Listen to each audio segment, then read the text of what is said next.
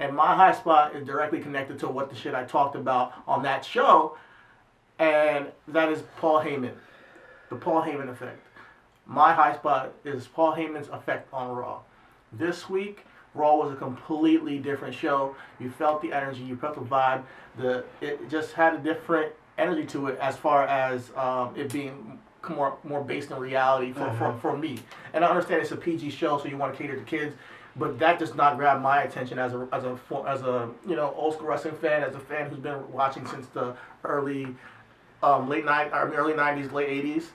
And I went through the Attitude Era. So I'm not saying that we have to have blood and violence, constantly. But I just want a more realistic show, a show that's going to captivate me.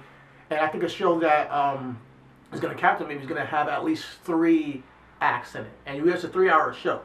So I like, and me, I'm a writer, you're a writer. We work on that 3-act basis. And we want you want to build to a moment, and you want to build to a second moment and a third moment to encapsulate your entire story. I think Raw did that as far as moments for me. Yeah. With the Braun Strowman moment, and Braun and Bobby Lashley putting on a great opening match. Yes. Which big men usually are not ever put in that position to do an opening match on a show, but it was a perfect juxtaposition to what we are normally seeing. A promo. And there was no promos, so we saw a match, chaos, destruction, kicked off the night hot. People were mentioning them going to the hospital throughout the night. I thought that was a really good touch. Then we had another moment where I got to give a character flashlight to my girl, Maria Kanellis, and I'll talk more about this later. But she showed some fire backstage, and everybody's talking about her promo that she just scathingly ripped her husband, completely emasculated him.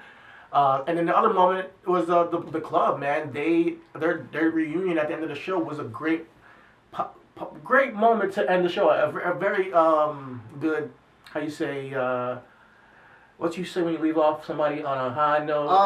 It was a great conclusion to the show, pretty much. Yeah. It was definitely you called it. This is all you. You brought it up. You was like, AJ needs to go ahead and switch it up. He's on Raw. A heel AJ presents a foe for not only Ricochet but for Seth Rollins, if we want to revisit that down the road. That match, the ending of that match, and the last scene of Raw was definitely fucking dope.